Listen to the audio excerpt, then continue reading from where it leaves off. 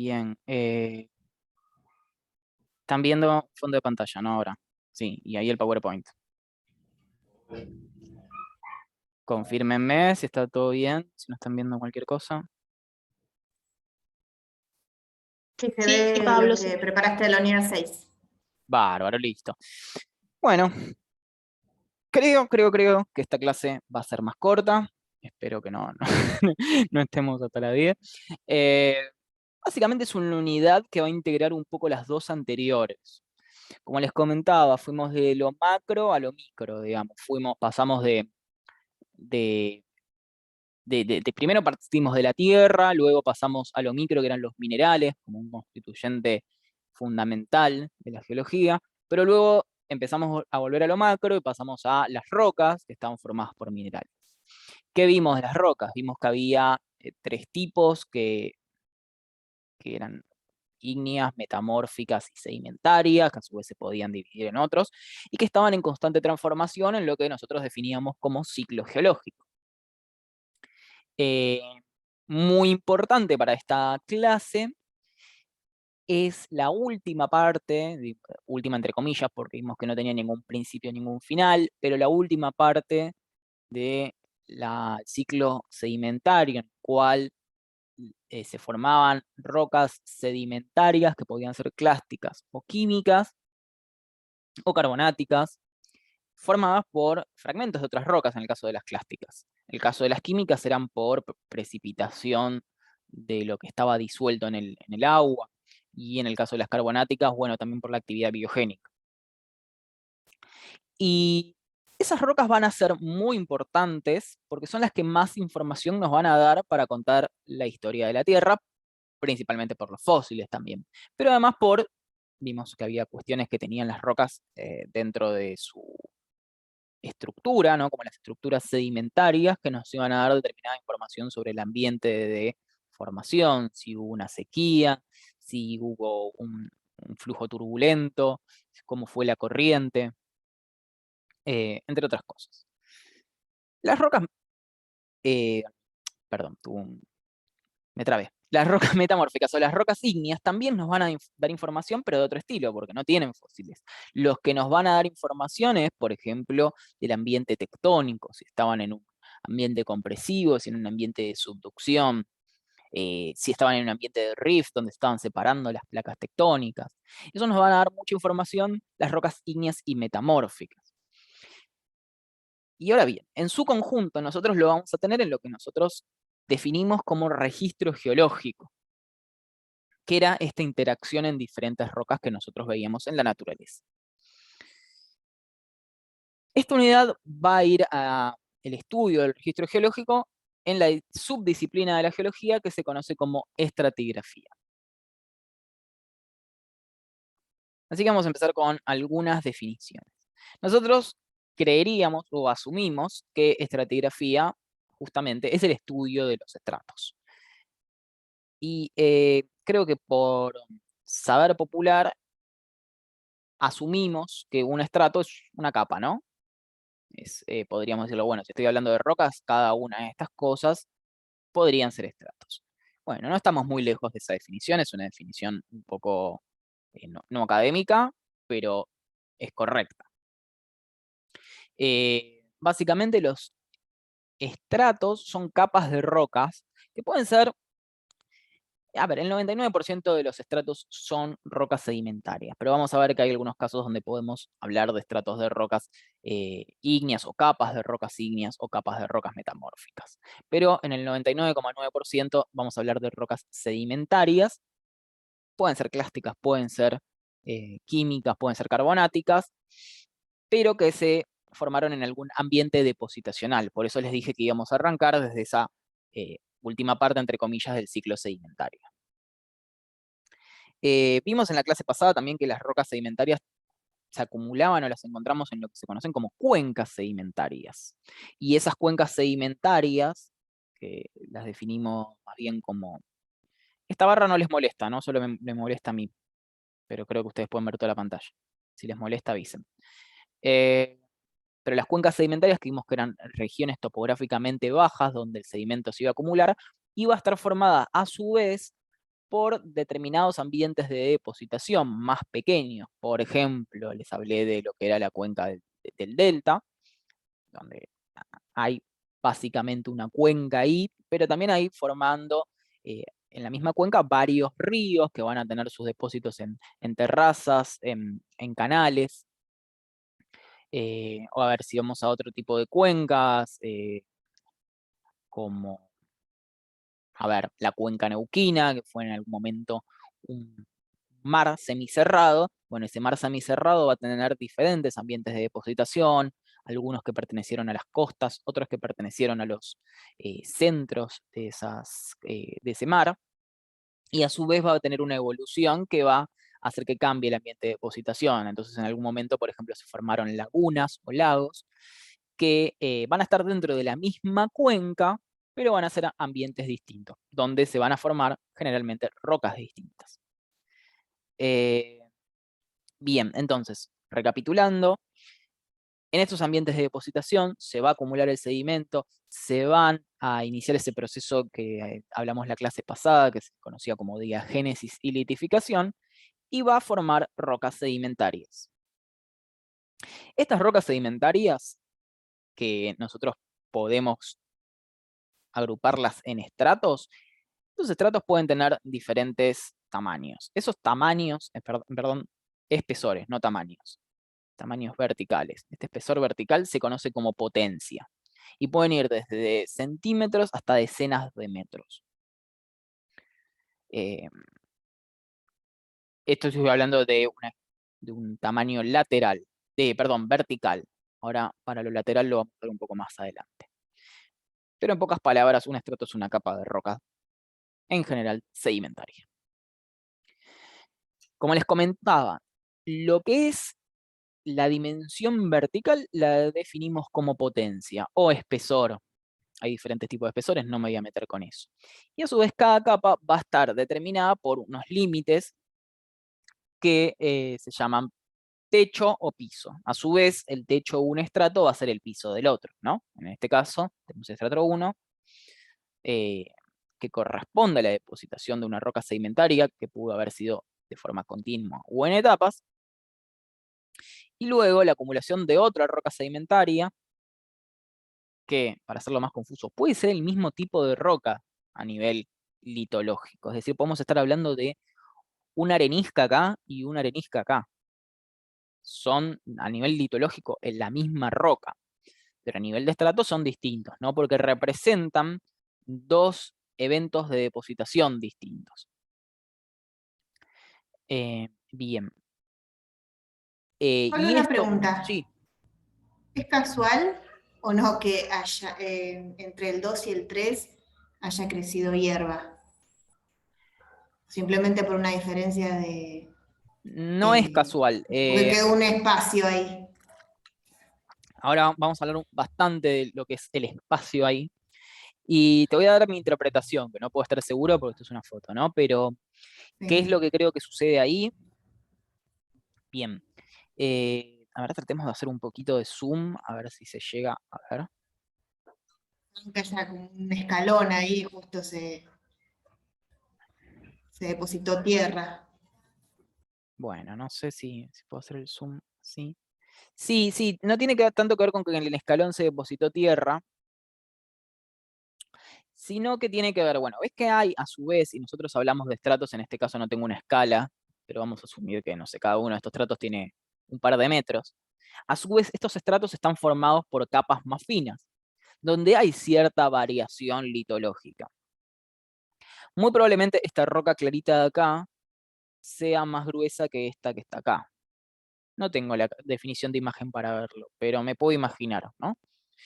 Y a su vez mucho más fina que la que está acá. ¿Qué pasa con eso? Los estratos, de acuerdo a su litología, van a tener cierta resistencia a la erosión, ¿no? Nosotros estuvimos viendo la clase pasada todo el tema de erosión, de meteorización y luego de erosión. Probablemente estas capas de acá, o las de acá, sean más resistentes que estas capas más finas de acá. más finas en sentido granulométrico, ¿no? O las de acá. Acá esto se puede ver como la erosión está actuando un poquito más en esta parte que en esta, y más que acá. ¿Qué va a pasar? Acá en esta parte es muy probable que haya sedimento fino que se haya erosionado y haya generado este escalón que vos decís, y ese sedimento fino que se, digamos, es una erosión muy incipiente, ¿no? Digamos, hubo una meteorización de esta roca y una erosión que todavía no lo entregó a un medio de transporte. Digamos, lo dejó en forma de regolito. Yo les comenté el término regolito la clase pasada. Entonces, esta meteorización que se puede ver bien, mejor acá, me gustaría hacer un movimiento, pero...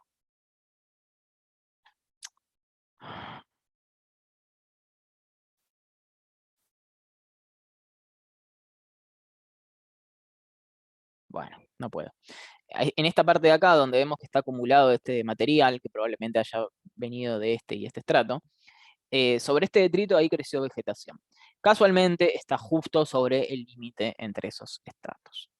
Una cosa que no está acá, quizás esté más adelante, esta barra es muy molesta.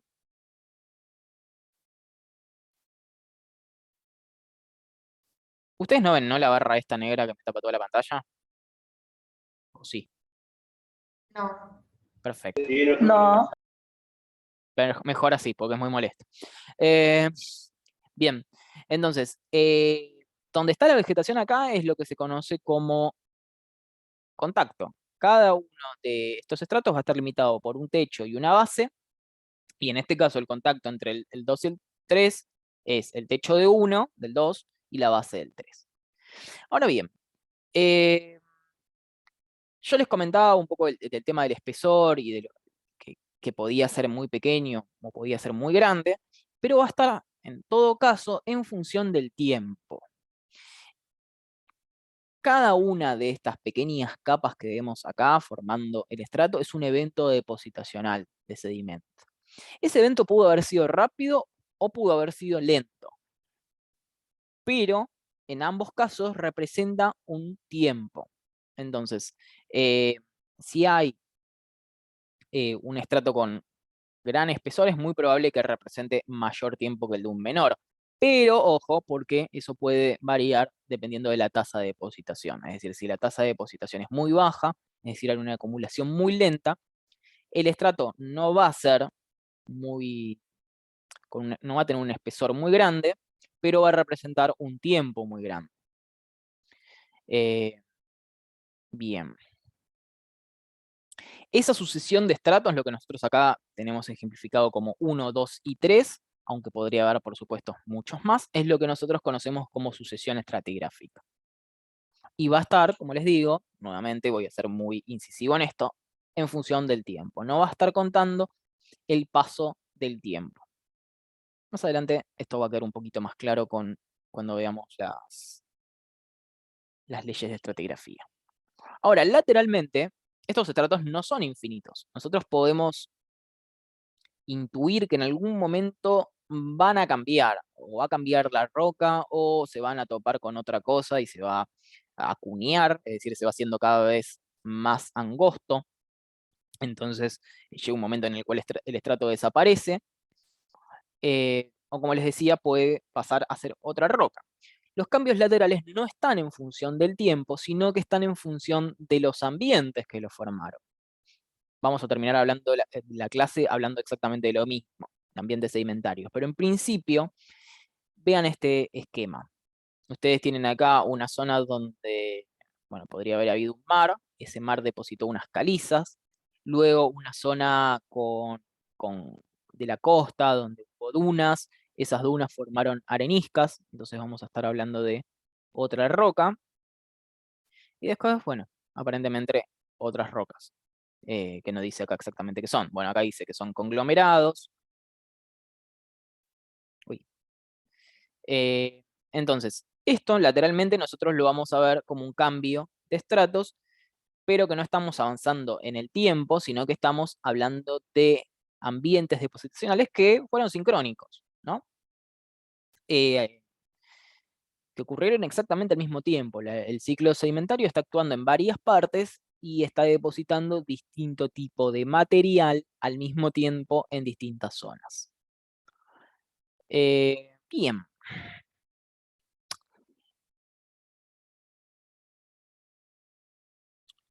La estratigrafía es una de las primeras cosas que empezaron a ver los protocientíficos, por así decirlo, ¿no? Hay antecedentes, hoy estaba leyendo de los antecedentes desde la época medieval, desde el año 1000, en el cual notan claramente las capas de roca, dicen, bueno, esto tiene que ser por algo. Y lo asumieron justamente a diferentes edades, aunque, como ustedes se pueden imaginar, la primera concepción del paso del tiempo en la humanidad fue poco tiempo, no se creía que la Tierra tenía millones de años, sino de que básicamente, bueno, nada, Dios lo hizo en un par de días y listo. Así que muchas interpretaciones sobre los estratos o sobre fósiles en estratos en altura tenían que ver con, muchas veces, con eventos bíblicos o eventos religiosos, como por ejemplo el Gran Diluvio, ¿no? Donde, bueno, hubo una gran inundación a lo largo de todo el planeta y eso hizo que se acumulen capas de arena en las montañas.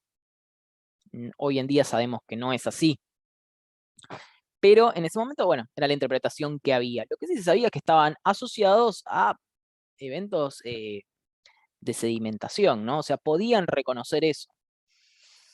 En un momento, un médico, que al mismo tiempo, bueno, ahí tenemos una imagen bastante religiosa porque, si no me equivoco, era cura o era algo, tenía cierta rango religioso, es beato, si no me equivoco, es Nicolás Steno. Es uno de los padres de la geología, mucho antes de lo que se conozca la palabra geología. En un momento él empezó a estudiar, era muy aficionado a los fósiles y empezó a estudiar el tema de las capas de roca y definió 4 leyes, que vamos a ver que hoy en día no son leyes inquebrantables, pero sí son principios más o menos holgados que se pueden seguir en la estratigrafía. Y él ahí le dio cierta cuestión relacionada con el tiempo, que después fue mucho más importante. En principio, él dijo que, bueno, había estratos más nuevos y más viejos, o sea que no todos se formaron en el mismo momento. No habló de cuánto tiempo pasó, por supuesto, pero dijo, bueno, los que están más abajo claramente se depositaron primero. Yo al principio les puse la foto de ropa doblada, ¿no? Uno no podría poner esto primero y esto después. O quizás sí con un poco de, de manía, pero lo más lógico es primero doblar uno, apoyarlo, primero doblar otro, apoyarlo, primero doblar otro y apoyarlo, y así sucesivamente. Entonces, si tuviéramos que recrear cómo fue la secuencia de una persona doblando y apoyando ropa, diríamos que primero apoyó la rosa primero, y por último la roja. Bueno, esto que es bastante trivial, para la geología no era tan trivial en ese momento, y él lo postuló como una ley. Vamos a ver que estas leyes después en realidad no son leyes porque cambian completamente en diferentes circunstancias. Pero en principio los estratos que están más abajo tenderían a ser los más antiguos. Luego dijo, bueno, claramente las rocas se forman de manera horizontal, o sea, yo veo la depositación ocurriendo hoy en día en una playa en forma horizontal. Aparentemente después pasaron cosas, no sé qué cosas, pero pasaron cosas que hizo que algunos estratos estén torcidos. Pero originalmente fueron horizontales. Y esto le puso un paréntesis que es mío en realidad. Y esto es solo a gran escala. Ahora es una fotito donde vemos que la depositación no siempre es horizontal. Luego dijo algo que también capaz que es trivial. Si yo veo una roca separada por un valle, de un lado y del otro son muy parecidas, originalmente estuvieron juntas y el valle vino después y los separó, por así decirlo. Estuve hablando de la erosión antes de que se conozca el término erosión.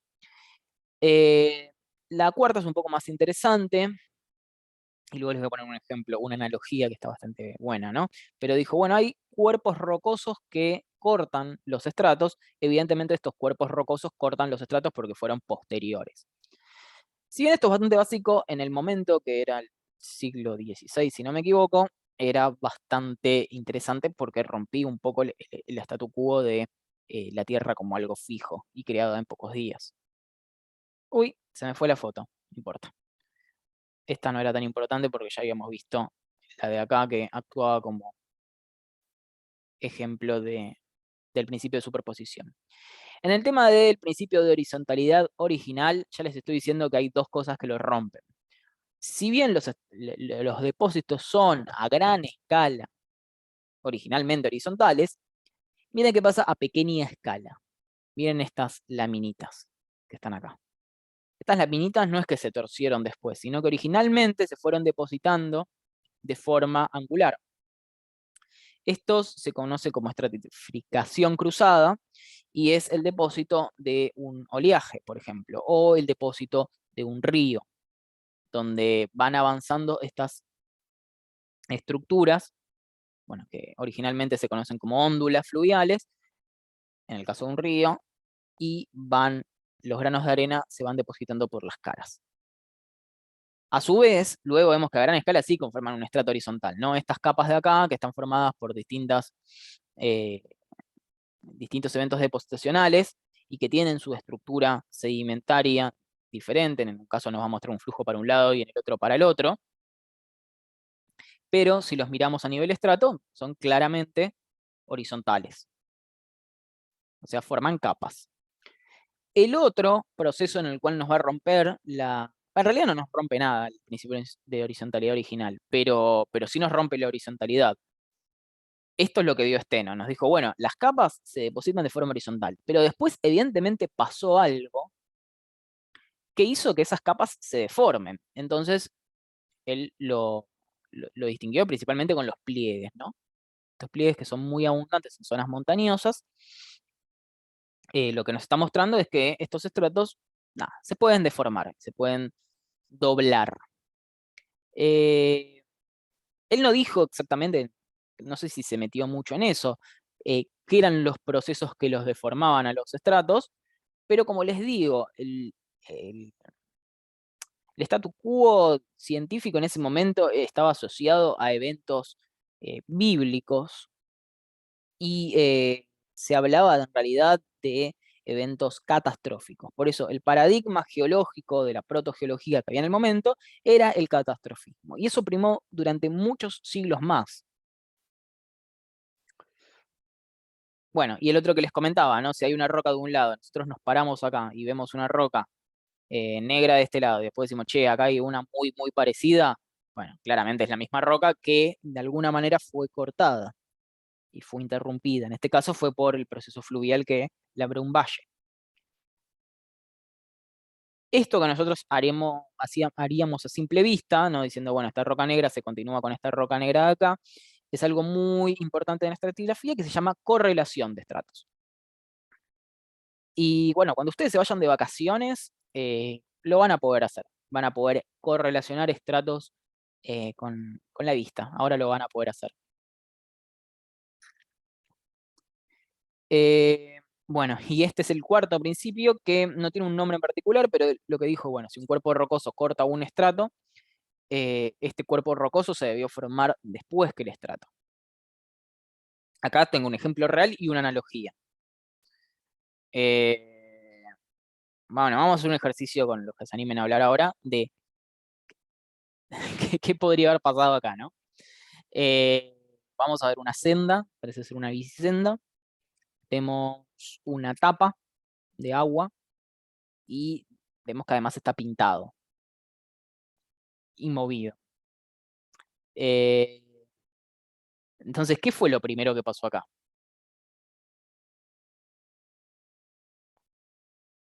Bueno, le digo yo. Construyeron la calle y pusieron la tapa de agua, ¿no? Bárbaro. Después, evidentemente, pintaron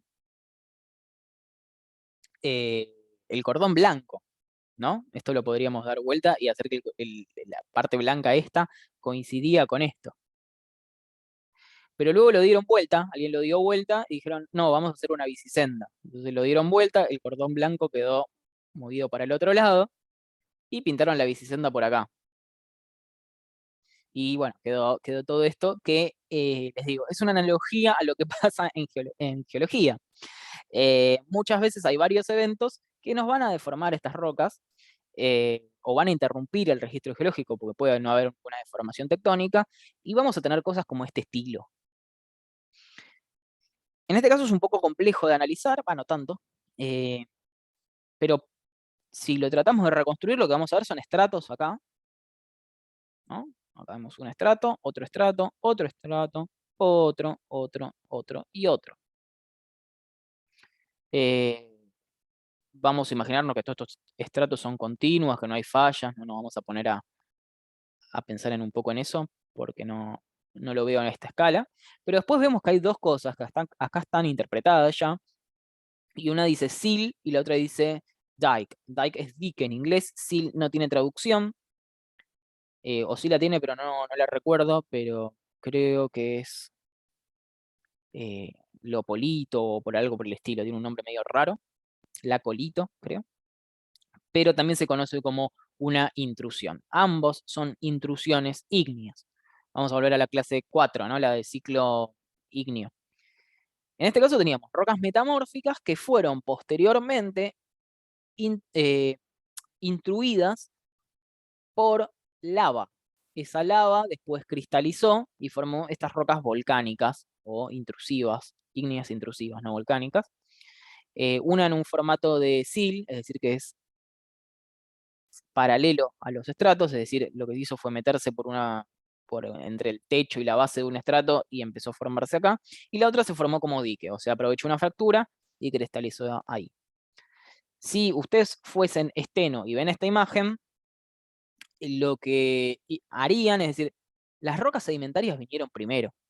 ¿Por qué? Porque las rocas se acumulan de forma horizontal, no vertical, y si hay un cuerpo que las intruye, es porque fue posterior. Además, si yo veo una roca que es muy similar de este lado y de este otro, es porque es exactamente la misma, y yo las puedo reconstruir. Bien, eso es básicamente aplicar los principios de estratigrafía.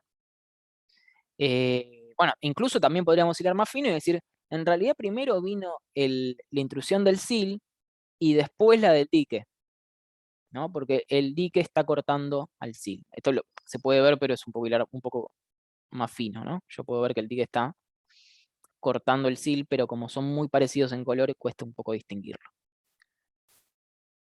Bueno, como les decía, Steno no hizo ninguna ninguna acotación. Estoy viendo el chat, por eso me estoy. Bien, ok. Sí lo vieron como lámina, la traducción o umbral. Sí, tiene una traducción que, a ver, lo voy a buscar acá, que no es esa, pero en castellano se llama La Colito, si no me equivoco. Acá está.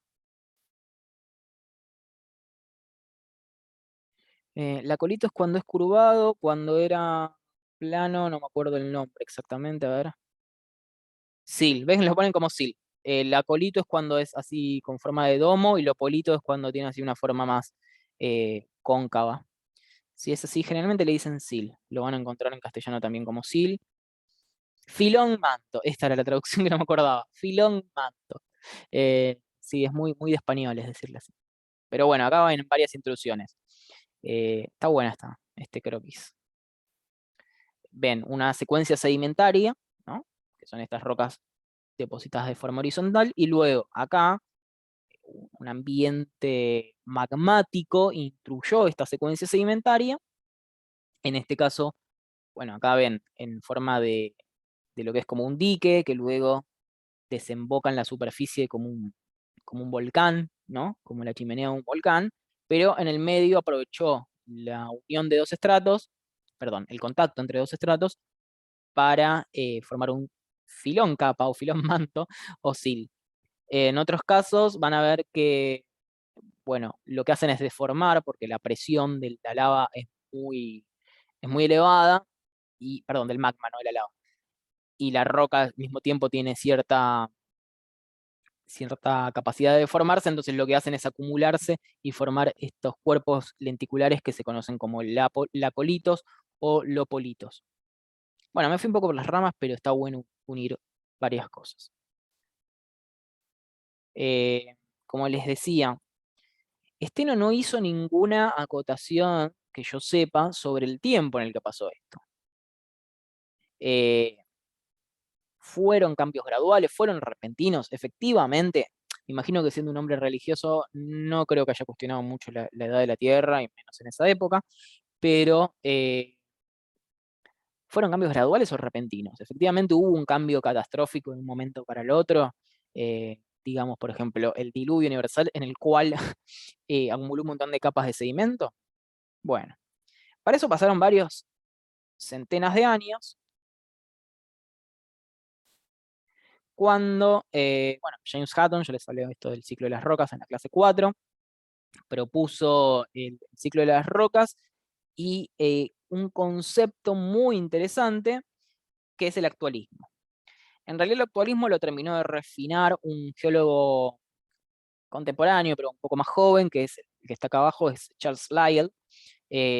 Charles Lyell fue mentor e íntimo amigo de Darwin, eh, al cual creo que le debió gran parte de lo que es su origen de las especies, y tuvo su interpretación en el viaje del Bill, se le debió a Charles Lyell. Él resumió algunos conceptos de Hutton y propuso el actualismo. ¿Qué es el actualismo? Básicamente lo que dice es, todos los procesos que ocurren en la actualidad ocurrieron en el pasado, y los procesos que ocurren en la actualidad son graduales. Algunos son más rápidos, pero no es que están ocurriendo en todo el mundo, digamos. Podríamos decir que el proceso de una erupción volcánica es un proceso rápido, en el cual hay, por ejemplo, flujos piroclásticos muy rápidos, y en algunos casos catastróficos, pero no están ocurriendo en todo el mundo al mismo tiempo, no es un diluvio universal. Y hay inundaciones, pero ocurren en un área y en un momento, y después no ocurren más, y ocurre, yo veo el oleaje común y corriente, la suba de marea común y corriente, eso lo veo todos los días, y veo que se está acumulando material, y eso ocurrió en el pasado. Por supuesto no tenían las herramientas en esa época, pero ya claramente dijo, esto a mí con miles de años no me alcanza, necesito unos cuantos años más.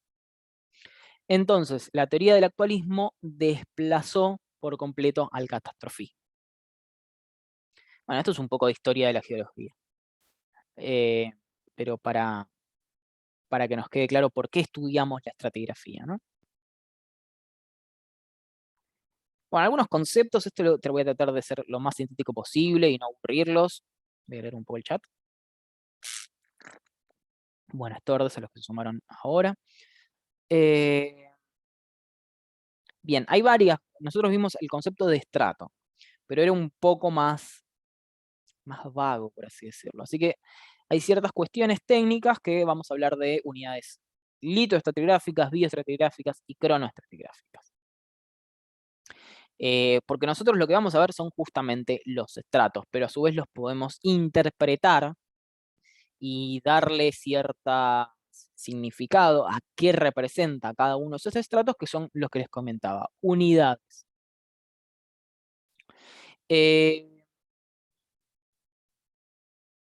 Y a su vez, esas unidades litroestratigráficas, que nosotros vamos a interpretar básicamente como rocas, las podemos traducir en unidades cronoestratigráficas que van a tener que ver con el tiempo.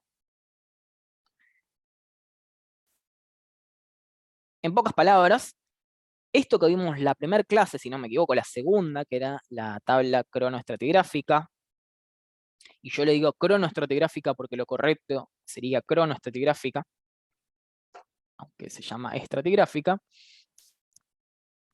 nos va a contar un poco cómo era el paso del tiempo, pero no es exactamente lo mismo que una columna litoestratigráfica donde tenemos una sucesión de rocas. Una nos va a dar información de la otra. O sea, la columna litoestratigráfica donde tenemos el registro geológico y podemos interpretar el registro geológico nos permite reconstruir esto. Pero esto no son representaciones de los estratos. Lo que quiere que quede claro Es algo muy, parece sencillo, pero capaz que es muy confuso al mismo tiempo. Les voy a mostrar la tabla estratigráfica en Zoom porque tiene ese detallecito.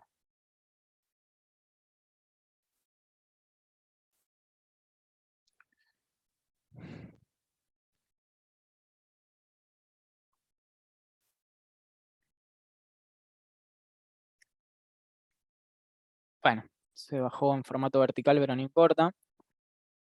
Y se me bajó en cualquier idioma. Catalán, castellano. Bárbaro, acá está. Fíjense esto. Tiene una parte acá que se refiere a la unidad litoestratigráfica, que es el sistema, eratema y ionotema. Estos nombres no se usan mucho, pero al mismo tiempo después tiene una barra que se refieren a las unidades cronoestratigráficas, que son las que usamos más, que son eón, era, periodo, y de las que estuvimos hablando. Entonces, en realidad estas son unidades cronoestratigráficas. Bien. Bueno, ¿qué les iba a decir?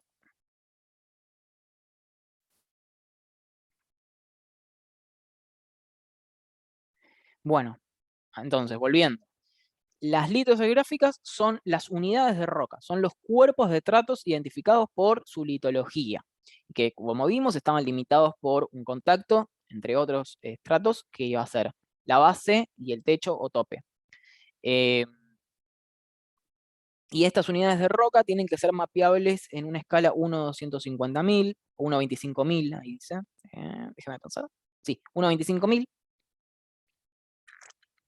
Y eso tiene que ver con que si es más pequeña se lo llama capa. Si no es mapeable a esa escala, se habla de capas. El conjunto de unidades litoestratigráficas se llaman formaciones, y que son las unidades fundamentales en litoestratigrafía, como por ejemplo la formación Vaca Muerta, se conoce mucho en el Vox Populi argentino, pues una formación que tiene formación de hidrocarburos, pero hay cientos de formaciones en Argentina, que a su vez se pueden agrupar en grupos o supergrupos y a su vez dividirlas en miembros o submiembros. Y después hay formas no vulgares, pero más coloquiales de hablar de determinadas unidades litoestratigráficas que no, por alguna razón no llegan al rango de formación o de grupo, o sea, no se los puede establecer dentro de esos criterios, entonces se habla por su litología y hay varios de ese estilo, tipo Caliza San Juan. Las formaciones son lo que nosotros vamos a ver en un mapa geológico. Acá les puse dos ejemplos. Vimos en una de las clases, o varias clases, vimos el mapa geológico argentino. En algunos casos acá van a estar mapeados grupos, en otros casos van a estar mapeados formaciones, pero lo que va a estar mostrando acá son unidades litoestratigráficas de diferente escala, pero las que puedan ser mapeables a la escala que estemos usando. En este caso son escalas 1/250.000. A ver, perdón. No dice. Si no me equivoco, yo trabajé acá, así que debería saber esto. Si no me equivoco, los provinciales estaban hechos en 1/50.000. Cuando hacemos un zoom, por ejemplo, y vamos a mapas que son más utilizados para la industria minera, hablamos de escalas de 1/10.000, 1/25.000. Ya 1/100.000 es una escala intermedia entre los geológicos provinciales como estos a los geológicos de detalle que se usan en minería. Bien, bueno, después habíamos visto que además de las unidades litoestratigráficas que estaban definidas básicamente por un conjunto de rocas, están las bioestratigráficas que se imaginan que van a estar formadas justamente por conjuntos de fósiles. Entonces, nosotros podemos tener distintas rocas, por ejemplo, una caliza y una arenisca, pero que conformen la misma unidad bioestratigráfica porque el conjunto de fósil es el mismo.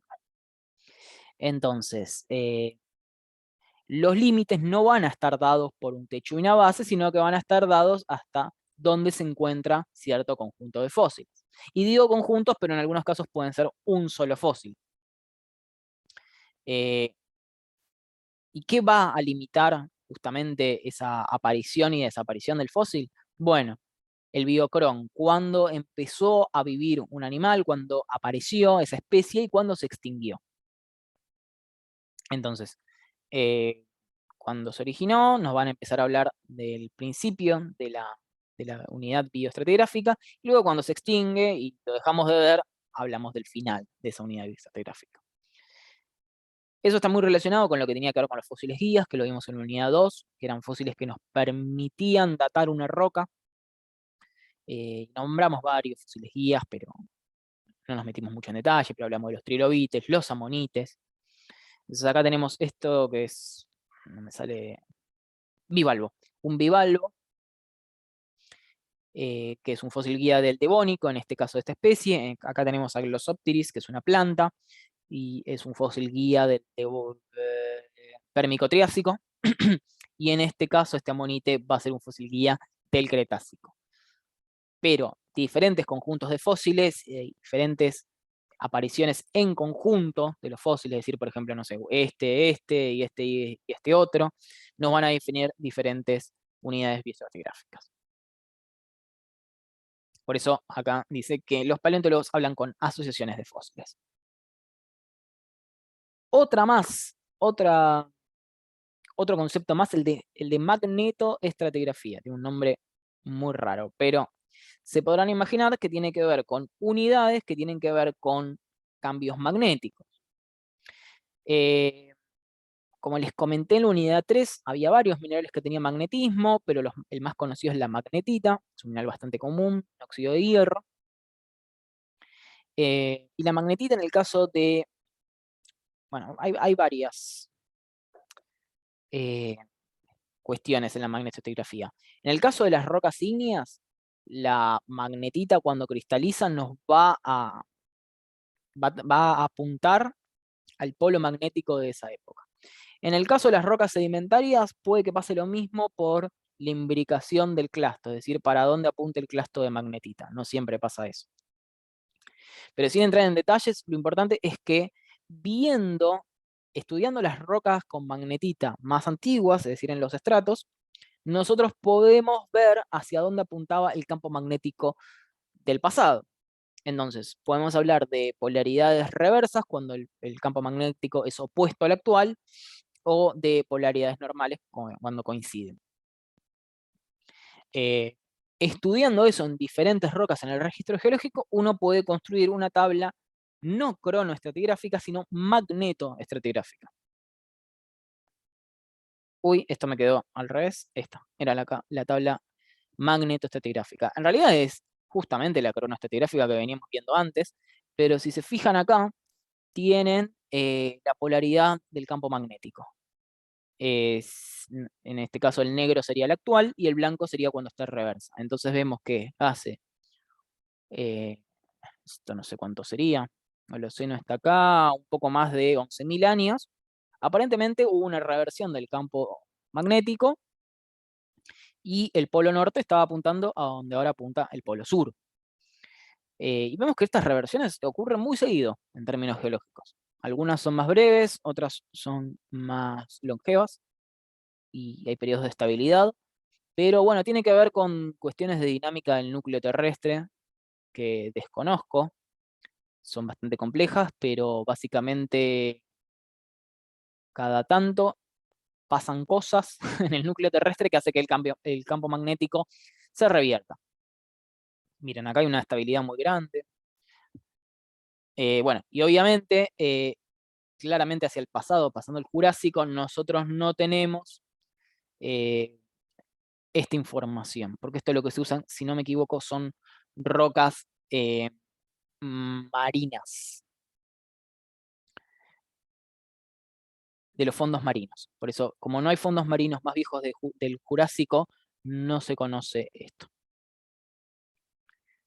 Sin embargo, en otros tipos de rocas sí se pueden estudiar los minerales magnéticos y es muy útil para estudiar la posición de los continentes en el pasado. Esta diapositiva me quedó colgada, en realidad era de la bioestratigrafía, pero acá tenemos diferentes pisos. Esto, si no me equivoco, es Cretácico. Estos son diferentes partes del Cretácico, y acá estamos viendo diferentes asociaciones de fósiles. Por supuesto, ni ustedes ni yo podemos interpretar la diferencia entre estos fósiles. Para mí son exactamente lo mismo, pero para los paleontólogos que los estudian, claramente tienen en diferentes especies. Entonces, de hecho son el mismo género, diferente especie, ¿no? Transitoria, Peguamanensis, Caillacensis. Bueno, dividiendo la variación en estas especies, ellos pueden distinguir diferentes unidades bioestratigráficas. En fin, como vimos, no son lo mismo las unidades cronoestratigráficas que las litroestratigráficas, pero se pueden traducir entre una y otra, ¿no? Las unidades litoestratigráficas y bioestratigráficas son suficientes para definir la estratigrafía de una zona. Entonces, estudiándolas en su conjunto, nosotros pasamos de acá a acá. Pasamos de las rocas a la interpretación de las rocas. Pasamos de la interpretación de la magnetita a la interpretación del campo magnético, a ver cómo fue cambiando la historia de la Tierra. Pasamos de los fósiles a las diferentes unidades geológicas. Entonces, nosotros podemos imaginarnos que las rocas y los fósiles y toda la información que tienen las rocas son como las hojas de un libro, donde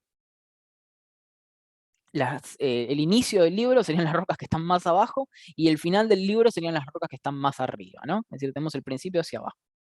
Sin embargo, pasan un montón de cosas con este libro. Por un lado, no es un solo libro, son varios tomos, ¿no?, que están desparramados a lo largo de la Tierra.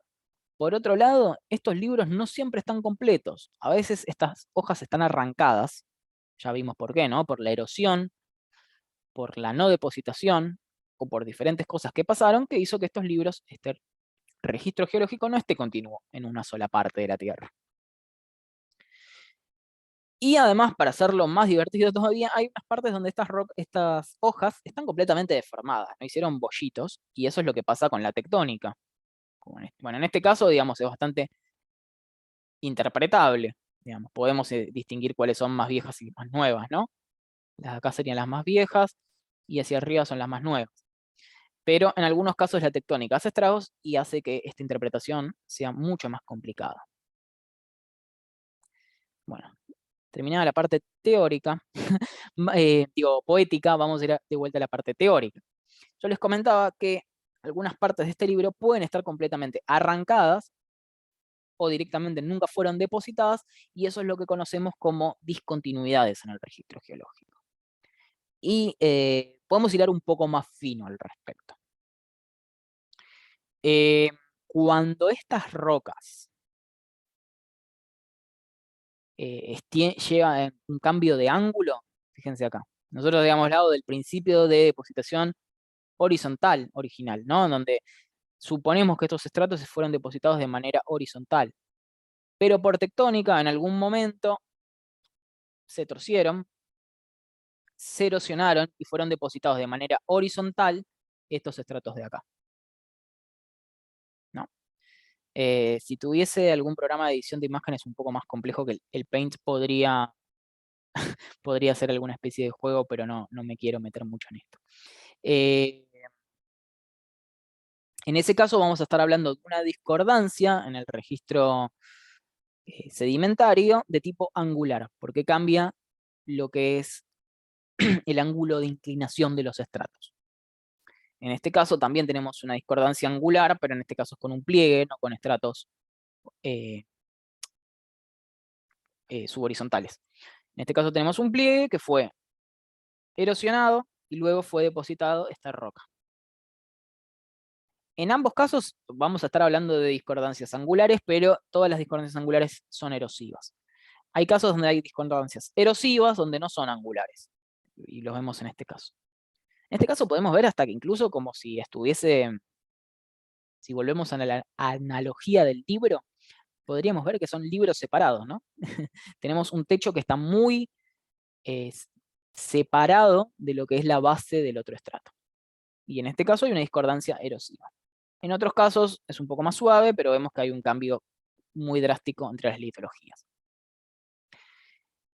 A veces distinguir las discordancias erosivas no angulares es un poco difícil de estas, que son las paraconcordancias. De hecho, es muy difícil de distinguir en la mayoría de los casos. Las paraconcordancias es una discordancia entre las rocas, o sea, vamos a ver un cambio litológico, sin embargo, no podemos saber que hubo un proceso erosivo que las erosionó, sino que pudo haber sido un proceso sedimentario continuo sin una discordancia erosiva. Eso capaz que es un poco trabalenguas, pero básicamente las discordancias, ya sean angulares o puramente erosivas, son interrupciones en el proceso sedimentario. Es decir, que hubo un proceso de depositación que se interrumpió, un periodo de calma y de erosión que básicamente erosionó todo lo que podía hasta determinado nivel, y luego se retomó el proceso de sedimentación en la siguiente unidad. En la paraconcordancia no hay una interrupción del proceso sedimentario, sin embargo, hay podemos ver un cambio litológico. Esto está mal. En realidad lo quise decir otra cosa, así que lo voy a corregir antes de subir. El hiatus no tiene tanto que ver con la relación entre las rocas, sino que tiene que ver con el tiempo. Un hiato básicamente es un periodo de tiempo que está ausente en el registro geológico.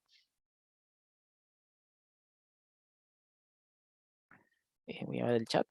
Profe, ¿este Power está en el Drive? No, lo tengo que subir. Hay uno muy parecido, el cual me basé para hacerlo, que es el de Ernesto, de otro año. Yo empecé a editar las diapositivas porque me permitía guiar un poco mejor mi clase. Así que no lo subí, pero lo voy a subir al campus y al Drive. Bien, este es un ejemplo del Tarbook. No sé si lo están leyendo, si lo están viendo el Tarbook, que es una de las bibliografías de cabecera, pero en este caso están todas, es un ejemplo de libro porque no siempre se encuentran. Ah, bueno, esto en realidad es un ejemplo real, parece. Aparentemente es cerca del Cañón del Colorado, donde están todos los ejemplos. Están los ejemplos de discordancia angular. Acá tenemos una roca que está inclinada, básicamente, y acá tenemos una discordancia angular y erosiva. Las dos son angulares y erosivas. En este caso tenemos una discordancia solamente erosiva, donde la inclinación de los estratos es la misma, pero hay una discordancia erosiva, y en este caso una paraconformidad que habría no una interrupción en el proceso sedimentario, pero sí hay un cambio litológico. Bien. Hay cuestiones de traducción que me confunden un poco, porque en este caso está usando la cuestión de conformidad. Para mí es una traducción con muchos anglicismos, cuando nosotros en realidad en español usamos la cuestión de discontinuidad o discordancia. Bien, pero lo bueno es que acá están todos los ejemplos juntos. Interesante, que nos puede servir, acá tenemos superpuesta lo que es la columna cronoestratigráfica, y acá vemos como la discordancia erosiva, que nos separa esta que se llama caliza Moab, de esta que se llama caliza no sé cuánto, caliza naranja, le vamos a poner, Red Wall, está, ¿no? Fíjense cómo saltamos del cámbrico al devónico. ¿Qué significa esto? Que el periodo ordovícico y el silúrico no están. O sea, hay un hiatus en el registro geológico acá. En realidad hay varios, ¿no? Pero en este caso pasamos del cámbrico al devónico, sin escalas. ¿Por qué? Porque hay una discordancia erosiva que hizo que todo ese periodo de tiempo, que es este de acá, por si no lo recuerdan, ¿no? Acá está el cámbrico, perdón, el cámbrico empieza acá y acá termina, empieza el ordovícico y el silúrico. Todo este periodo de tiempo, estos dos periodos, no estén. Pasamos del cámbrico al devónico. Y esto es muy común en el registro geológico. En todos lados, casi siempre, en realidad siempre, está lleno de discordancias. El caso del Cañón del Colorado es, si a ustedes no les suena una foto del Cañón del Colorado, se los muestro. Yo no lo conozco en persona, me encantaría. Miren cómo escribo Cañón, qué vergüenza. Cañón del Colorado.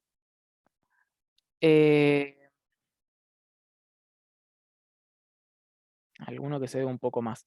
El caso del Cañón del Colorado, tenemos un registro geológico muy completo. O sea, tenemos desde el precámbrico hasta la actualidad casi. Y eso no es muy común, es bastante icónico a nivel mundial por eso, porque tenemos una capa de rocas bastante continua. Sin embargo, acá tenemos el ejemplo del Tarbuk, donde hay claramente, igualmente hay discontinuidades, hay discordancias, y bueno, evidentemente el ordovícico no está o no está representado en todos lados. Bien.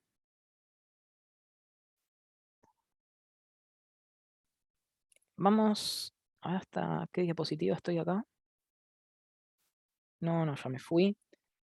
Vamos a hacer una cosa, vamos a un recreo. Vamos. No, vamos a seguir grabando. Les consulto. ¿Alguna pregunta hasta ahora? No, para los facies no lo vimos. Lo pasé muy por arriba. No. Ahora en la segunda parte arrancamos con facies. Vamos a un recreito. Total, esta clase va a terminar relativamente temprano. Va a terminar antes de las 9, seguro. Así que podemos hacer un recreo de 10 minutos, de 15 minutos. Pero antes quiero un feedback de ustedes, que se viene entendiendo, fue muy rápido.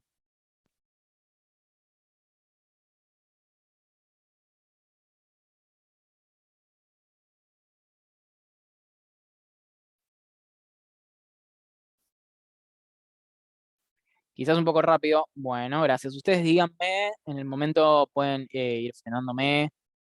Bárbaro. ¿Quieren que vuelva a explicar algo en particular, algo que quedó claro? Sí, las diapositivas y obviamente el Tarbuk. El Tarbuk es un librazo, así que claramente está muy bien explicado ahí.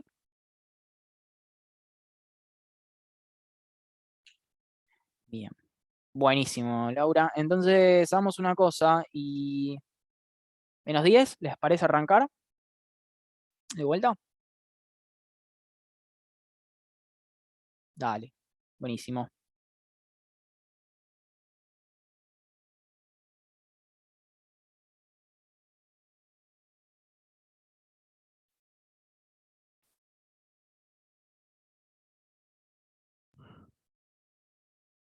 Bueno,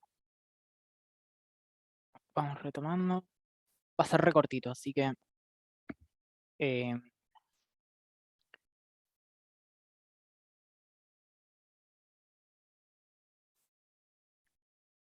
sí, supongo que 8:30 terminaremos, como mucho.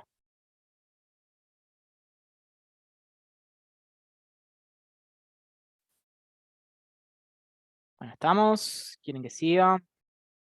Ya les digo, es un ratito, así que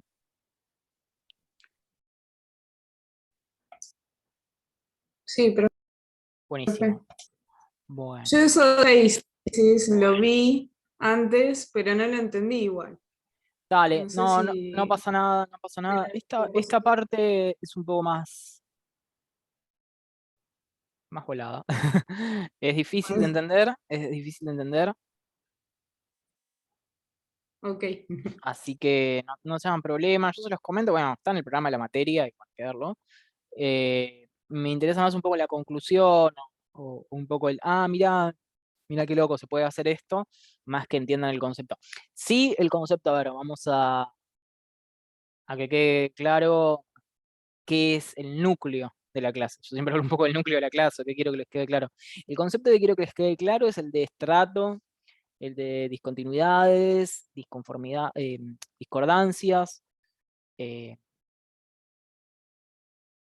diferentes maneras de interpretar el registro geológico, que no siempre tiene que ver con estratos, sino que puede tener que ver con características de los fósiles o con características de determinado mineral. Vimos el caso de la magnetoestratigrafía. ¿Qué más? No, nada, básicamente eso. El concepto de formación, esas son las cuestiones básicas.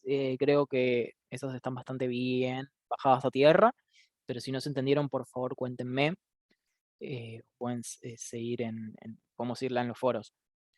Ahora esta parte va a ser un poco más rara y vamos a empezar definiendo un concepto que la verdad es que, a confesión de parte, a mí me costó mucho entender cuando estudiaba. Eh, y quizás nunca lo haya terminado de entender exactamente. O sea, nunca me cerró la definición, siempre lo entendí por cómo lo aplicábamos. Pero básicamente, facies podemos hablar de un conjunto de unidades litológicas. Acá en este caso, en la diapositiva está como cuerpos sedimentarios, pero... perdón, acá esto está un poco mal. Esto tendría que ser como un conjunto de cuerpos sedimentarios de características homogéneas. Tengo que corregir varias cosas esta diapo antes de subirla.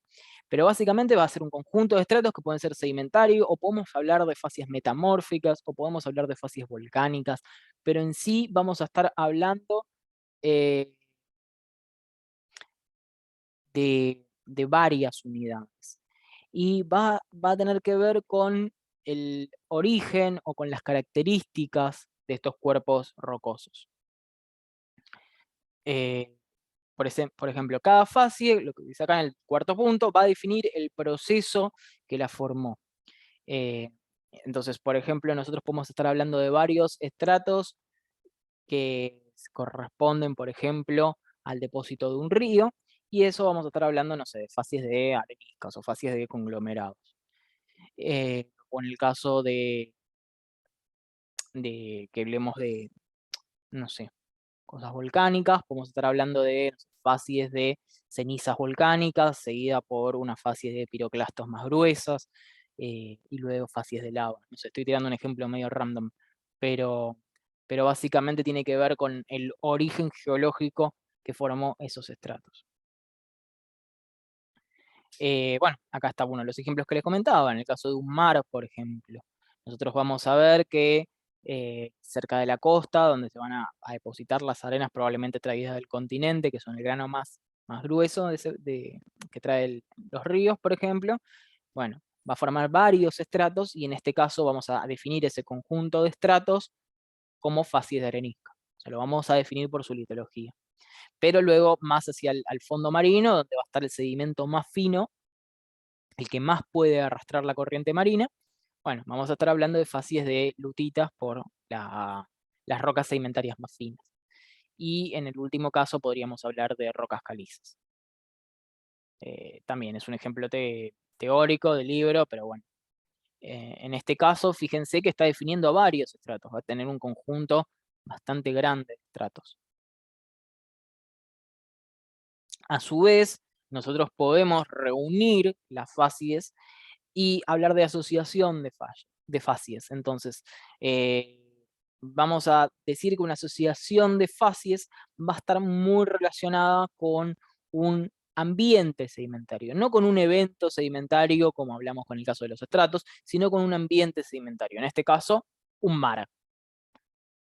Pero distintas asociaciones de facies nos van a dar diferentes ambientes sedimentarios. Y con eso me introduzco en la próxima definición. Luego hay varios conceptos, como el tema de los ciclos, ¿no? Entonces, en el caso de los mares atraviesan ciclos de transgresiones y de regresiones. Las transgresiones van a ser las que el mar ingrese. Entonces, por lo tanto, cuando el mar ingresa hacia el continente, el material más fino, o sea, el del fondo marino, va a estar más cerca de la costa, en ese caso. Cuando hay regresiones marinas, es decir, el mar retrocede, en ese caso las costas van a quedar más hacia este lado y en este lado se van a acumular las arenas, las facies de areniscas. Entonces, eso es lo que nosotros vemos acá como un contacto más bien aserrado, ¿no? Donde vemos que cada uno de estos cambios entre facies de las rocas nos va a representar ciclos de sedimentación, donde el mar avanzó o retrocedió. Por supuesto que no va a ser lo mismo analizar el cambio de fases en un mar que el cambio de fases en un río. Sin embargo, todos los ambientes sedimentarios están vinculados a determinados cambios cíclicos. En este caso hay un ejemplo con un delta, ¿no? Donde nosotros pasamos a etapas de llanura deltaica a prodelta. Bueno, y esto es lo que le decía. A su vez, los ciclos los podemos dividir en etapas de progradación y de retrogradación. Y eso tiene que ver muchas veces, o lo podemos ver muchas veces, con cómo se van depositando o qué tipo de sedimento se va depositando. Se habla de secuencias grano crecientes, es decir, cuando el tamaño de grano va aumentando a medida que progresamos en la secuencia sedimentaria, es decir, se va haciendo cada vez más grueso. Por ejemplo, pasamos de limo a arena fina y luego arena gruesa. Y era lo que les comentaba antes, en el caso de una regresión marina, ¿no? Donde nosotros, o sea, si acá tenemos la parte donde se está depositando material fino, si hacemos retroceder el mar, bueno, la costa se va a trasladar hasta este lado, y acá nos va a empezar a depositar arena. Entonces tendríamos la facie de areniscas sobre la facie de lutitas. O de pelitas. En ese caso estaríamos hablando de una secuencia grano creciente. Es decir, que si nosotros vemos el registro sedimentario, y lo voy a poner un zoom teórico, porque no sé qué es esta roca, pero si nosotros viésemos el registro sedimentario, veríamos material más fino, o sea, una roca formada por material fino, una pelita, y en este caso una arenisca. Eso es lo que se conoce como progradación. Perdón, como secuencia grano decreciente. Y va a estar asociado muchas veces a la progradación, ¿no? Al avance de la sedimentación, cuando pasa de material fino hacia un material más grueso. Bien.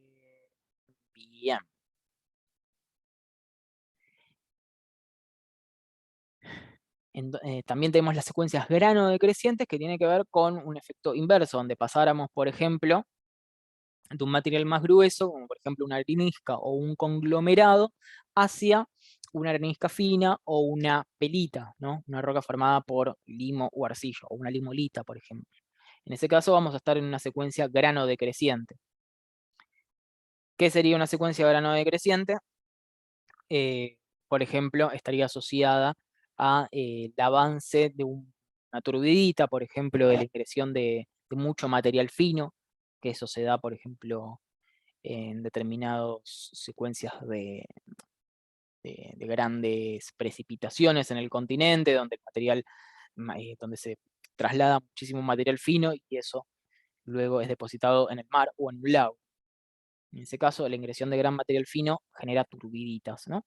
Estas turbiditas, que van a estar formadas principalmente por tamaño de grano, limo y arcilla, va a cubrir un material más grueso, como por ejemplo las arenas. Bien. Acá hay un ejemplo, también de vuelta con el nivel del mar, lo mismo que les estaba explicando en el anterior. Acá tenemos una secuencia grano creciente, en el que sería en esta acá. Uy, esta barra me molesta. A ver si la puedo disminuir. Bueno, no puedo. Acá tenemos una secuencia grano creciente, donde pasamos de pelitas, calizas y luego conglomerados, que eso se está dando por la regresión marina. Entonces, si nosotros nos paramos acá, ¿no? Vamos a ver que luego la costa va a estar acá. ¿Sí? ¿Por qué? Porque el mar retrocedió. Al retroceder, la línea de costa se fue hacia, bueno, en este caso no hay ni este ni este, ¿no? Pero se fue para este lado y empezó a depositar arena. Entonces pasamos de una secuencia de sedimento fino a sedimento grueso. Y en este caso es el ejemplo inverso, el que les di de la transgresión marina.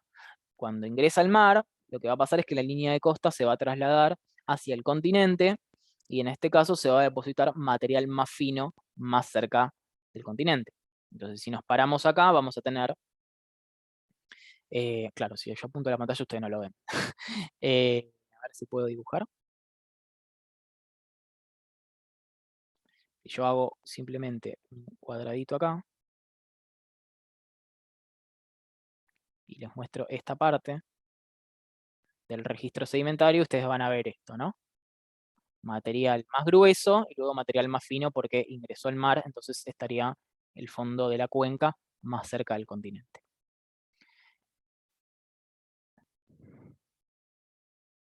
¿Eso se entendió? Es complejo, es muy complejo. Y de hecho es casi una de las últimas cosas que se ven en la carrera, el tema de las regresiones y las transgresiones, y es difícil, es difícil.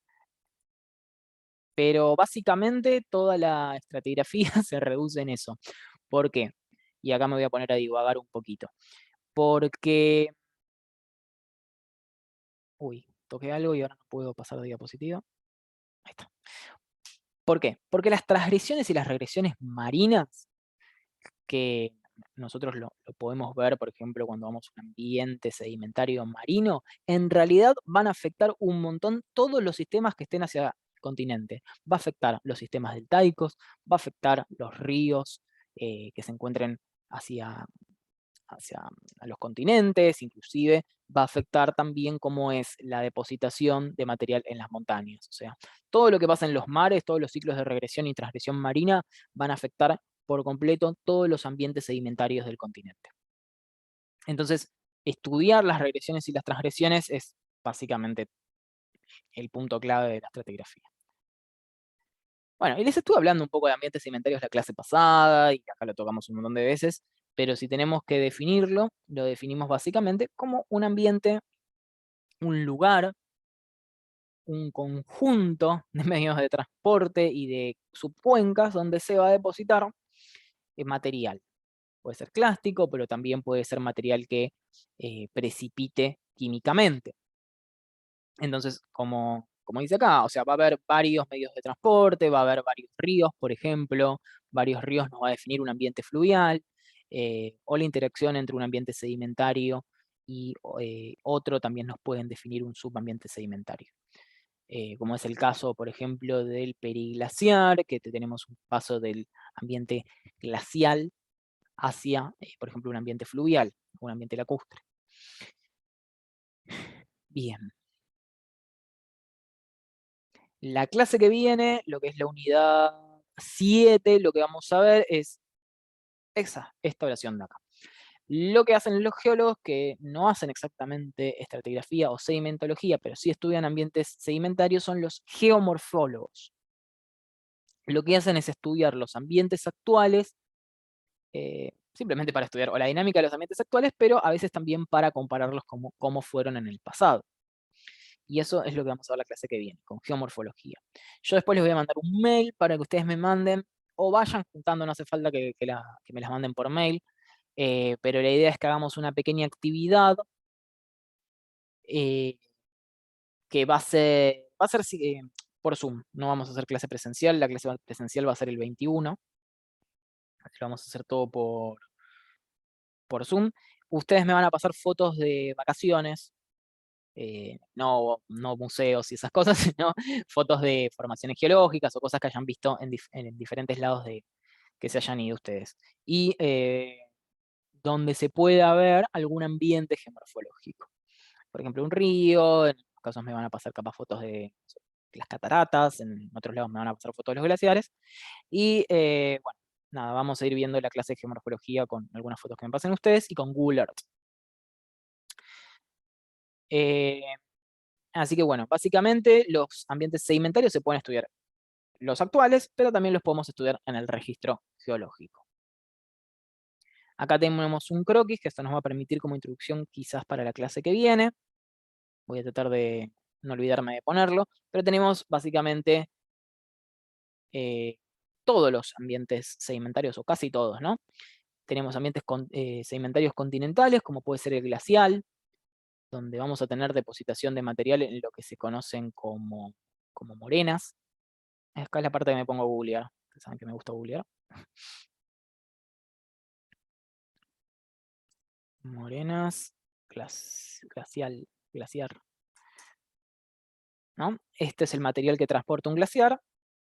Y esto se va a formar parte del registro geológico, incluso cuando el glaciar retroceda, van a quedar, acá hay una imagen muy interesante. ¿Ven? El glaciar acá ya retrocedió, pero dejó todo su material depositado en la morena lateral. En algunos lados lo ponen como morrena, a mí me suena muy raro decir morrena, y en otros lados con una sola R. Y esto de acá también es una morena, en este caso es una morena frontal, es decir, que depositó el glaciar en su frente.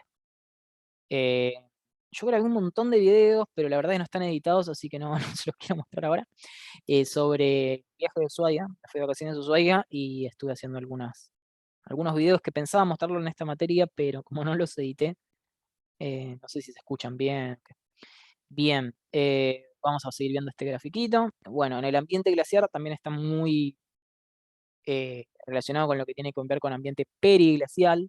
Entonces ahí van a pasar cosas que tienen que ver con los glaciares, como por ejemplo los ríos de deshielo y los conos aluviales. Cada uno de estos van a ser diferentes ambientes sedimentarios. Bueno, el fluvial, ustedes ya lo conocen, habrán visto varios ríos en su vida.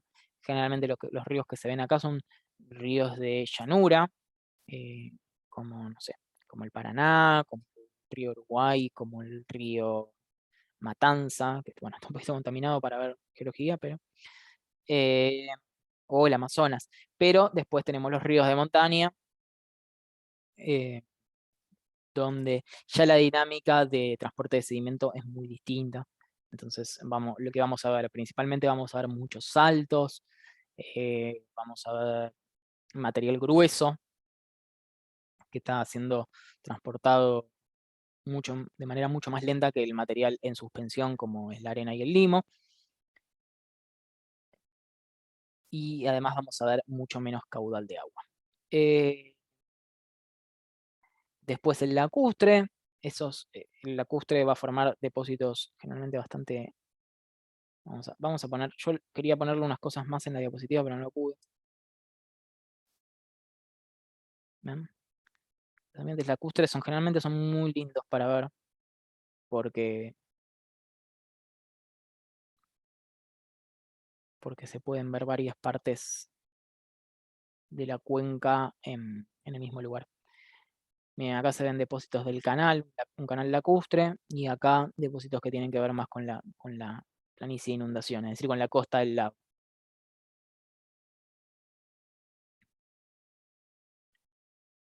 ¿Qué hacen los geólogos? Básicamente lo que hacen es interpretar la sucesión de rocas, que ya vimos que eran las unidades litoestratigráficas, y lo que construyen son perfiles. Estos son perfiles sedimentarios. Y básicamente lo que hacen una vez que construyen los perfiles es interpretarlos. Acá habíamos hablado un poco de lo que eran las secuencias grano crecientes y grano decrecientes, eso ayuda un montón a interpretarlo, pero hay otras cuestiones como las estructuras sedimentarias o los fósiles que también nos ayudan a interpretar los ambientes, y con eso pueden interpretar cómo fue la evolución del ambiente sedimentario. Si el ambiente sedimentario progradó, es decir, se trasladó hacia el mar, o retrogradó, es decir, el mar lo invadió, entonces tenemos una secuencia más bien grano decreciente. Podemos a su vez identificar determinadas partes del ambiente sedimentario y identificarlas. Entonces dicen, bueno, esta parte de acá yo reconozco determinadas estructuras sedimentarias como pueden ser la estratificación cruzada, o además por la litología veo que son areniscas. Entonces, bueno, esto corresponde a un canal dentro del delta, ¿no? Esto que está acá veo que son arcillas. Bueno, esto le asocio una bahía. Bueno, los niveles de carbón los asocian con los pantanos. Ustedes saben que el carbón son depósitos vegetales que se van dando que también van a formar estratos, y bueno, y con eso pueden reconstruir cómo fue la evolución del delta. Yo les quería poner más ejemplos, no encontré muchos, no quería ponerme a hacerlo mucho sobre el borde de la clase. Quizás le agregue uno más antes de subir la diapo, pero acá tienen lo mismo con el tema del ambiente glacial, ¿no? En este caso está como formaciones. Yo quería que tenga alguna nota más a nivel litológico, pero lo que dicen, bueno, encontramos rocas de diamictitas, con tamaños de grano bloque, con clastos muy angulosos, muy poco trabajados, en una matriz muy fina, y bueno, eso lo interpreto como un depósito de morena glacial. Pero después encuentro depósitos finos, esos depósitos finos los voy a asociar más bien a no sé, a un río glacial. Y así van reconstruyendo cómo fue la evolución de diferentes de ambientes sedimentarios en el registro geológico.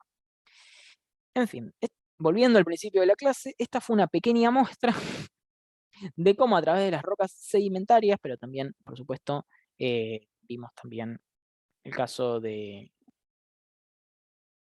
las rocas volcánicas, en el ejemplo que estaba por acá, como en el caso de las rocas sedimentarias y las rocas volcánicas, y por supuesto también nos podrían dar información las metamórficas, podemos reconstruir cómo fue la evolución de distintos ambientes geológicos. No voy a restringirme nada más a los sedimentarios, voy a decir ambientes geológicos. Y haciendo eso en todas las partes de la Tierra donde podamos hacerlo, lo que vamos a hacer es reconstruir la historia de la Tierra. Así que vimos que reconstruir todo lo que es el libro que nos cuenta la historia de la Tierra no es una tarea fácil. Bueno, ¿alguna pregunta? ¿Algo que quieran? Ahí lo entendí un poco. ¿Qué cosa no lo entiendo, Saile? A ver si lo puedo volver a decir.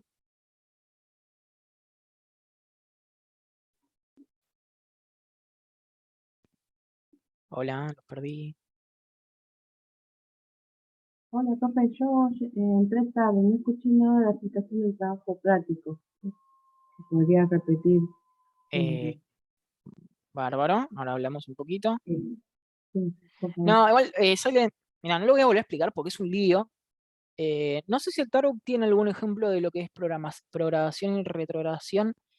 Eh, es difícil entenderlo, el tema de la transgresión marina. Por eso no lo voy a volver a explicar porque no les va a aportar mucho. Creo que van capaz de entenderlo un poco mejor si acuden a la bibliografía. Pero básicamente lo que te tiene que dar es que ver diferentes sucesiones de roca en el registro geológico, que a veces pueden pasar de una roca de grano muy fino a una roca de grano más grueso, nos puede dar información sobre cómo avanzó, nos va a dar información sobre cómo fue cambiando el ambiente de depositación. Todo el resto no tiene mucha importancia. Y que la gran escala tiene que ver con los cambios al nivel del mar. ¿Por qué? Porque los cambios del nivel del mar van a controlar en gran parte cómo se comportan los sistemas sedimentarios del continente. Esa es la conclusión y no hace falta hilar más fino en eso. Mónica, para los que vinieron después, tema TP. Sí, eh, ¿qué, qué, qué cosa no se entendió del TP o qué cosa puntual me querés preguntar al respecto? bueno, por ejemplo, nosotros vamos a trabajar, viendo la clase de hoy, por ejemplo, nosotros hicimos un monumento. La roca es metamórfica, es mármol. Ujú. Entonces, tenemos que buscar todo lo que se refiere, por ejemplo, a la estructura, la dureza, todo lo que hace al mármol en sí. Este, No, de hecho la idea es dejarlo simple. Lo que tenés que poner básicamente en el TP, que no debería tener más de 2 carillas, ¿no? El TP es básicamente, bueno, encontramos esta cultura, está localizada en tal lado, y está formada por esta roca, pones la foto, esta roca sí, se interpreta como un mármol, y ahí vas a poner, y la eh, característica física que tiene el material, es decir, lo que predomina, por ejemplo, el carbonato cálcico. sí, sí, yo sé que, Sí, o sea, nos faltan un montón de herramientas para identificar mineralogía o para que nos hayamos ido a este curso identificando minerales, pues algo que se hace con la práctica de verlos todos los días. Nada más tuvimos una clase de práctica. igual estuve mirando, en realidad, por ejemplo, un poco me decepcioné mirando los diferentes mármoles. Algunos no tienen nada, son como puros y otros tienen como un montón de granitos. No, no es mármol puro, son como una mezcla. Bueno, capaz que sea otra roca. Eso siempre que veas algo, lo que les había comentado era que me manden fotos y lo vemos. ¿Dale? Bueno, bueno, entonces tengo una Total, piedra, te voy a sí, mandar la foto. sí, sí. Tengo dudas si es mármol o si es cuarzo. Dale, lo vemos. Básicamente, los mármoles no vas a ver granos de minerales. En No, no, general, lo que vas a ver es es como una bandeamientos. masa compacta blanca, blanca Claro, en donde... general son más bien, tienen esos bandeamientos. No vas a ver los cristales como verías, por ejemplo, en el caso de un granito. Capaz viste otra cosa, lo cual puede pasar. Hay muchísimas rocas que se usan, que pueden ser o rocas metamórficas o no sé, Ese, serpentinitas. sí, ese mapa que mostraste de San Juan, ¿cómo se llama? Si yo quiero buscar, por ejemplo, donde la extracción de mármol, ¿cómo busco para ver? Ahí, ¿Cómo se llama? ahí te muestro. El mapa de San Juan. Les voy a dejar un recurso, Sí. ahí lo voy a compartir.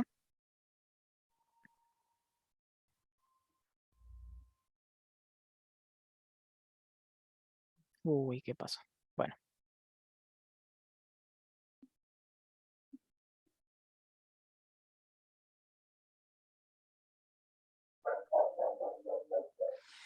eh, repositorio CGMAR. Acá Sí. van a tener todo, igual pasa que va a ser muy difícil entender capaz que algunas cuestiones de ahí, pero van a tener todos los mapas geológicos del país y de los provinciales también. Sí. Por ejemplo, mapa geológico, no está todo el país hecho, pero la gran mayoría está. Pero la mayoría del norte son donde más piedras hay de origen así para la construcción que se usa. Claro, entonces, Todo lo que sea mineralogía es Mendoza, vamos a ir acá, Mendoza, esta San tenemos Juan. una hoja. Ahí estas son las geofísicas.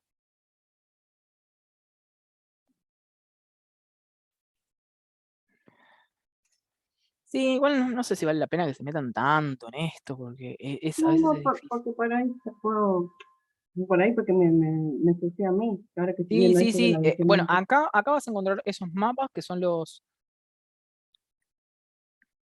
sé por qué no los puedo encontrar, pero... Y la idea es un PowerPoint o que haga una grabación, un video de lo que vi y te cuente. ¿Cómo? Si que tenemos que subir un PowerPoint o hacer un video contando todo lo que vimos acerca de la ropa que hicimos. Sí, sí, cierto. Me había olvidado que les había dicho que ya el informe no lo íbamos a necesitar. Así que olvídense lo que dije hace un rato del informe.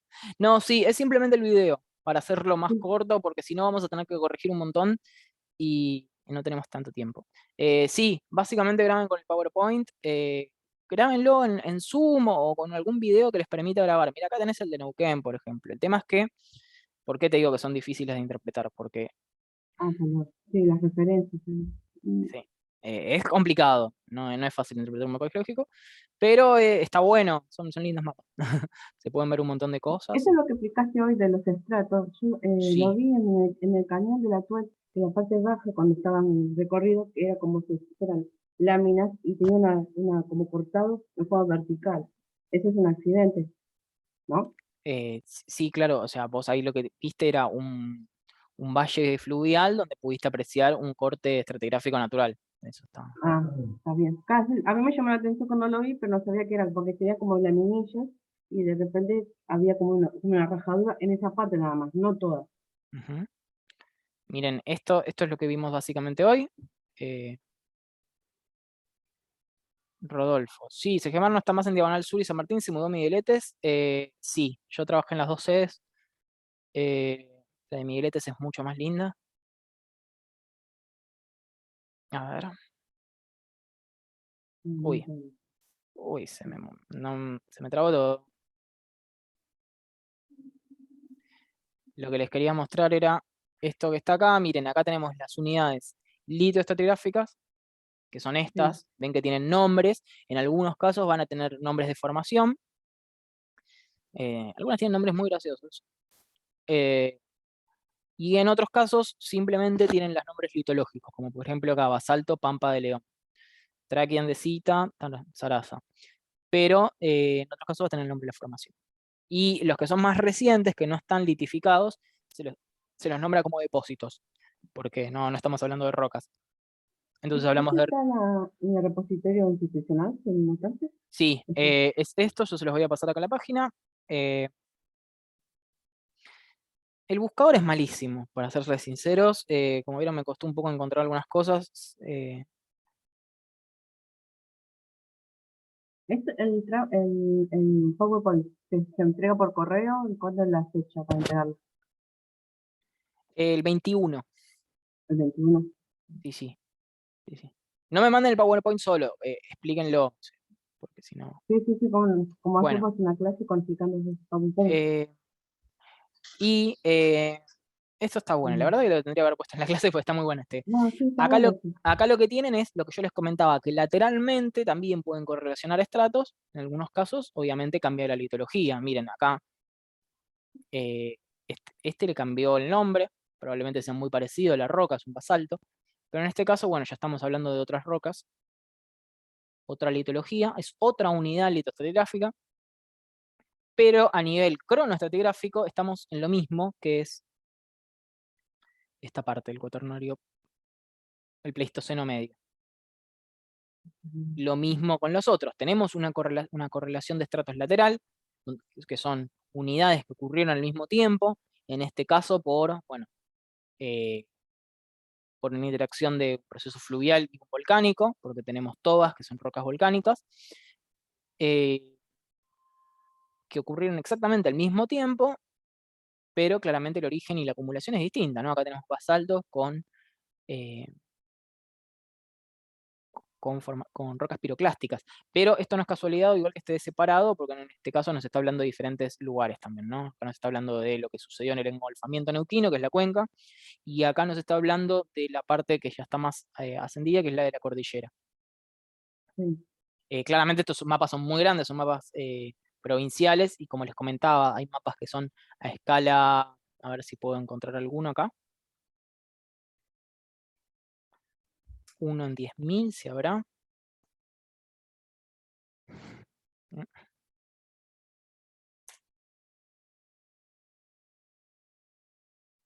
A ver, 1 a 25.000. Estos los hacía... Uy, no hay nada, qué raro. Para mí es porque el buscador no los encuentra, pero sí se hacen estos mapas.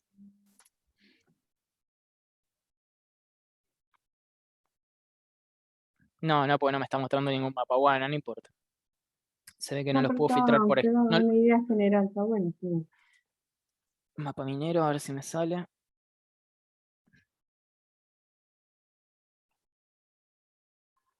A mí los mapas mineros me gustan porque... No, estos son geofísicos, porque te muestran mucho más detalle.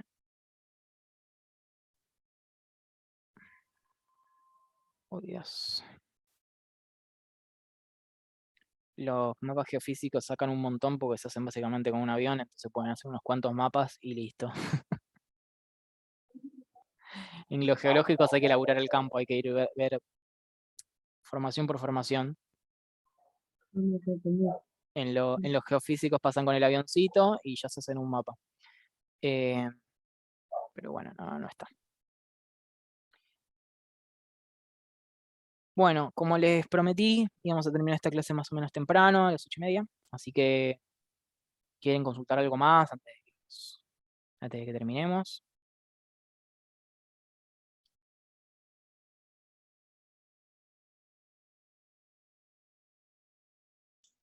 Profe, ¿es un PowerPoint por cada roca? Vio que pidió No, sedimentar. graben un video. ¿Cómo es esto? Graben un video. En lo posible que hablen, si lo hicieron en grupo, que hablen los dos participantes. No es un requisito obligatorio. Si alguno se siente muy incómodo para hablar, eh, no, no es obligatorio, pero estaría bueno para mostrar la participación de ambos. Ah, te asustaste, Saile. Sí, puede ser una presentación que la graben en Zoom. Ustedes pueden iniciar un Zoom solos y ahí ponen grabar y les va a grabar lo que pasa en la pantalla. Es una manera muy sencilla de grabar. Si no, tienen otros programas que también graban lo que pasa en la pantalla. Pero sí, es un video por grupo, no por roca. Y ahí digan, bueno, encontramos esta roca, la encontramos en tal lado, esta roca tiene tal nombre, pertenece a tal grupo, se formó por tal proceso. Básicamente vayan a lo básico de la materia. No les voy a pedir que hablen sin conocimiento de causa, digamos. No quiero que se metan en bibliografías avanzadas y se pongan a hablar de cosas que no vimos en la materia o que no entienden del todo, porque nada, no cumple el punto de evaluación, ¿no? La idea es que podamos hilar un poco lo que vimos en la materia y nada más. No, Vale. Gracias, profe. dale. Y si tienen alguna duda, realmente consúltenme. Ustedes son ¿cómo es esto? El ratoncito de laboratorio, porque nunca hicimos este TP, es nuevo. Así que, bueno, algunas cosas las vamos a pulir. Bueno, cualquier cosa la seguimos por mail o por los foros, ¿dale? Gracias. Gracias, profe. Nos vemos. Nos vemos, chicos.